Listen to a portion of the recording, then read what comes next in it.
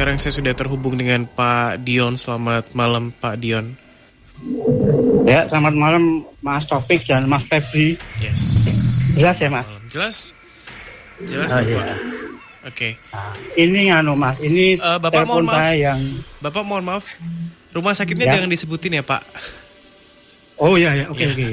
Takutnya nanti kelupaan. Silakan. Ya, kalau answer-answernya enggak apa-apa ya. Iya boleh. Oh iya. Ini kan cerita saya yang kedua Mas. Jadi cerita saya dulu 7 Maret 2004 tentang kantor lama saya yang di Jalan Raung 34. Yang satu kantor diganggu itu saya pernah cerita, masih ingat iya, Mas? Saya ingat yang kantornya akhirnya pernah jadi kafe juga ya Pak. Ya itu. Oke. Nah, kalau ini yang mau saya ceritakan ini yang mengalami almarhum bapak saya Mas. Ya silakan Pak. Ya jadi ini peristiwanya terjadi sekitar tahun 2009-2010 Mas. Jadi saya pulang kerja sampai rumah itu 5:30 sore, terus tuh dilapori sama ibu adik saya, Mas bapak sakit. Sakit apa? Sakit buang-buang air terus, jadi diare Mas.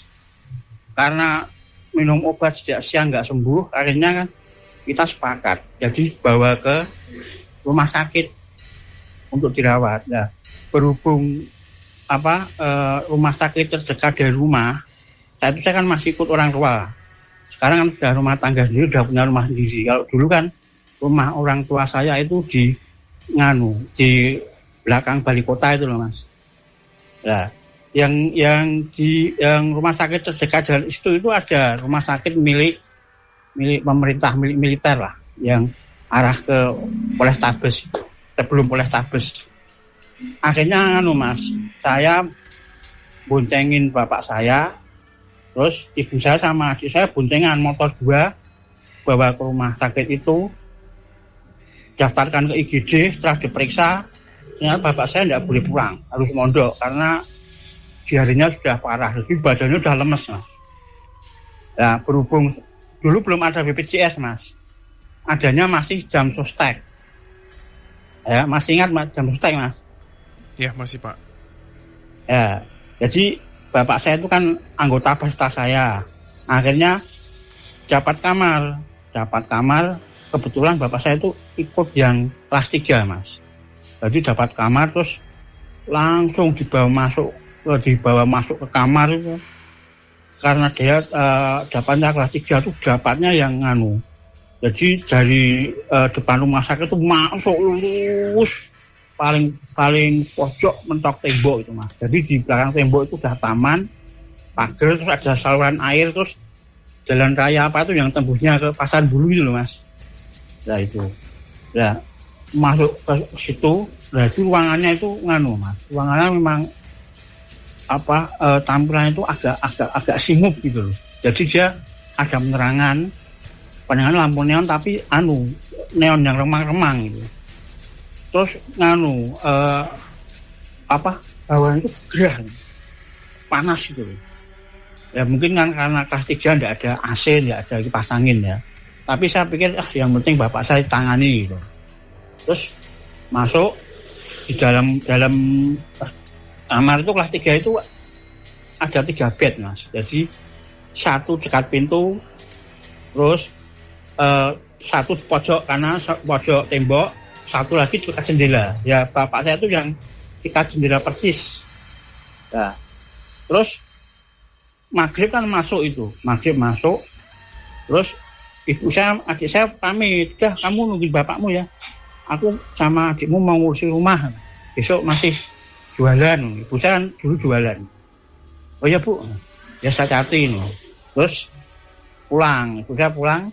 Dan di dalam itu kan ada dua, bapak saya sama satu lagi pasien, juga orangnya juga sudah bapak-bapak gitu. Tapi ternyata setelah itu masuk kan maghrib Mas. Tapi setelah ba'da isya, si bapak itu yang di posisinya dekat pintu itu dijemput anak-anaknya pulang. Ternyata sudah sembuh, boleh pulang. Nah, itu kan pamitan. pamitan sama bapak saya sama saya, Mas tak tinggal ya, saya sudah jemput anak-anak saya. Oh iya Pak, semoga sehat Pak. Ya pulang. Terus susternya masuk itu beresi bednya si bapak itu, sambil pesen, Mas nanti kalau tidur jangan di sini ya, ini untuk pasien tidur di luar, itu ada bangku panjang, tidur itu nggak apa-apa. Oh ya sus. Ya terus suster keluar, bapak saya kan sendirian itu. Jam 9 itu saya capek Mas, habis kerjaan ngurus saya capek, terus Pak aku tak tidur sebentar ya, bapak di sini dulu istirahat, ada apa-apa aja manggil saya. Ya kamu tidur di luar sana. Terus saya Mas tidur di bangku panjang itu pakai autan, nyamuknya ngeri Mas, nyamuknya budi-budi. Nah, posisi saya itu kan di lorong bangku panjang itu, di lorongnya itu sudah pol mentok tembok tuh, sudah tembok yang belakang sendiri. Terus seberang saya itu ada gerbangnya itu gembok rantai, gemboknya gede, terus dalamnya ada bed kosong tuh, jadi bed nggak terpakai, entah rusak apa gimana. Terus gelap, ada lampu. Tapi saya tidak mikir itu ya, pokoknya saya capek, langsung saya ketiduran Mas. Tidur itu ngilir jam 11. Jam 11 itu saya wah aku ketiduran itu. Terus saya ngecek bapak saya. Saya masuk ruangan, bapak saya sendirian tuh Mas. Wajahnya pucat pasuk, keringet lewer Mas, wel-welan. Saya tanya, "Loh Pak, kok nggak tidur kenapa?" Bapak saya cerita, "Aku kok. Aku tadi tidur, merem sebentar, udah mau merem, datangi sosok tentara Belanda." Loh, enggak tentara Belanda Pak, tentara Belanda. Loh, ya terus maksudnya gimana? Dia tuh rambutnya merah, kumisnya merah, jenggotnya merah, pakai seragam hijau-hijau, seragam PDL, pakai dinas lapangan yang untuk perang itu. Loh, serius Pak? Serius. Terus gimana Pak? Yang ngeliatin aku terus. Cuman dia ngeliatnya sambil senyum. Lah aku yang gimana? Bapak saya tuh cerita sambil masih gredek tuh Mas. Masih gredek. Keringatnya itu sampai masih keluar. Saya ingat sampai tak usap-usap itu sudah Pak. Terus gimana Pak? Lah aku tak liatin genteng, tak liatin tuh, tak kedipin, tak liatin 10-20 detik, aku kedip, hilang, aku terus tidur lagi, nggak lama datang lagi, ya sama, wujudnya itu, tampilannya kayak gitu, pakai seragam hijau, rambutnya merah, bringosnya merah, cuman dia ya nggak apa-apa, ngeliatin aku tok sambil senyum, sampai 3 kali waduh, wis nganu aja. Bapak sekarang berdoa, tak jagain samping Pak, aku tak duduk di kursi, wis. Ya, jujur. Terus rada ayem, bapak saya tuh pikirannya rada tenang gitu loh Mas. Akhirnya nggak lama tuh langsung yes gitu. Mungkin nganu ya, udah kecapean fisiknya ya, badannya masih lemas. Terus tak tungguin jam 11 sampai jam 1. Dan selama saya tungguin itu saya ngantuk. Terus saya lihat, wah bapak saya udah pulas. Saya terus inisiatif tidur lagi Mas, nanti pokoknya lihat lagi lah gitu. Tidur lagi, bangku panjang itu lah, tidur lagi. Jam 3 saya ngilir lagi, yang namanya nunggu orang sakit ya. Ngilir lagi, saya masuk lagi. Bapak saya pucat lagi Mas. Pucat lagi, kemengingetan lagi. Loh Pak, tadi kan udah tidur. Wah aku tadi nganu kok. Jam 1-an kok. Aku datangi lagi kok. Loh, serius Pak? Iya. Yes, sama kayak tadi. Yes, nggak omong apa-apa, mau ngeliatin sambil mesem. Waduh, ya sudah Pak, wis Bapak tidur aja Pak. Tak jagain sampai pagi Pak. Ya. Akhirnya bapak saya habis angler Mas, tidur lagi karena mungkin ayam ya, saya sebelahnya persis. Itu sampai menjelang subuh Mas. Jadi menjelang subuh suster yang tiket pagi sudah datang itu. Udah pada masak air untuk mandi pasien itu lah. Terus setelah itu masuk udah hormatin bapak saya sampai pagi tidak ada apa-apa, udah aman katanya. Cuman kan saya juga kepikiran loh, kalau bapak saya terus-terusan gini ya malah nggak bisa istirahat. Akhirnya sorenya saya minta pulang. Untungnya sudah di harinya sudah Mas, sudah sembuh Mas, jadi sudah nggak masuk lagi, bisa dokternya sudah ngizinin pulang. Nah, itu kan kayak ibu saya sama adik saya enggak saya ceritain. Bapak saya juga mungkin enggak cerita, mungkin biar enggak kepikiran gitu Mas. Itu ceritanya Mas Taufik. Oke, Pak Dion. Ceritanya menurut saya cukup detail ya. Jadi silahkan Mas Febri langsung aja ditanggapi Mas. Selamat malam Pak Dion. Selamat malam Mas Febri ya. Iya.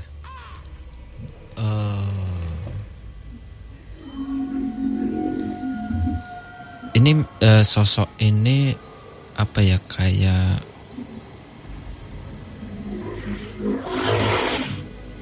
ngasih tahu ya ke Masnya, ngasih tahu kalau beliau ini dulu pernah menempati lokasi itu gitu Pak.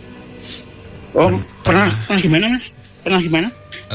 Dulu pernah menempati dan beraktivitas di lokasi itu gitu loh Pak. Oh gitu ya. Jadi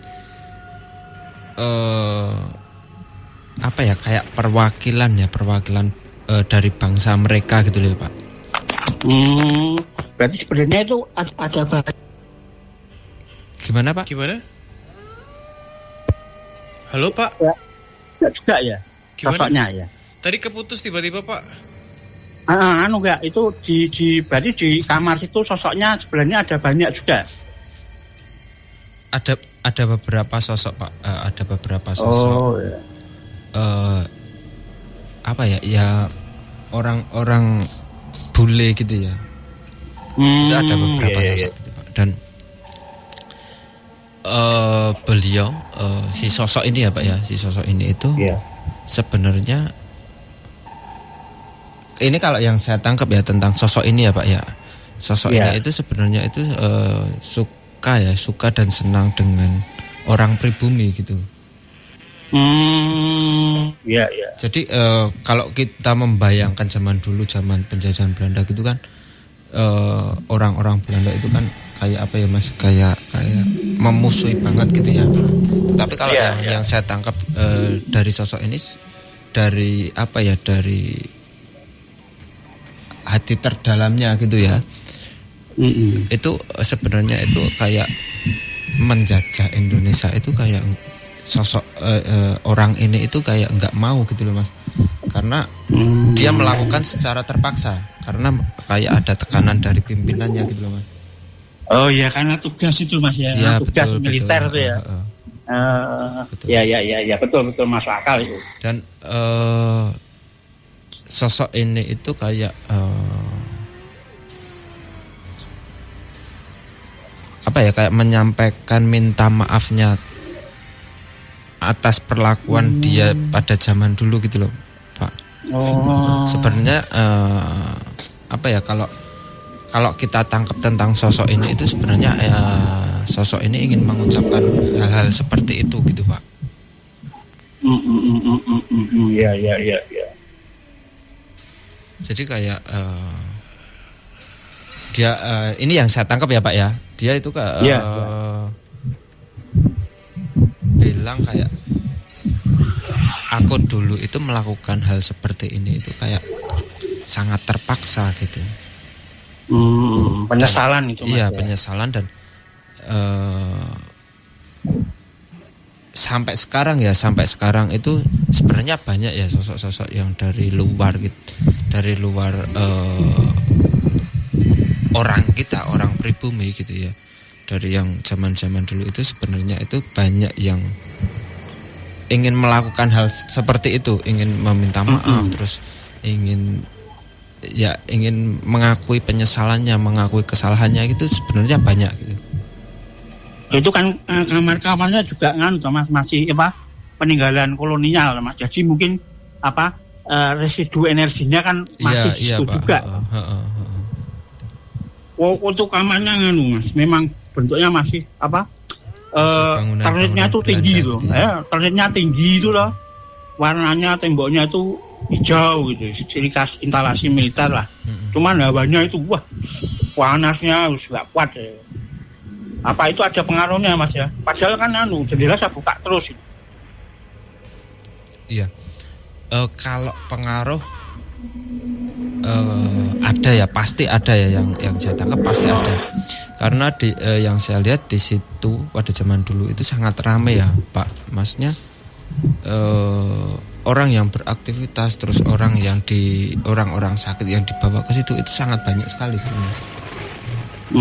Ya, dan energi itu sampai sekarang itu juga ada gitu. Masih ada Mbak. Sampai detik ini masih ada gitu. Kita membicarakan sosok yang itu tadi.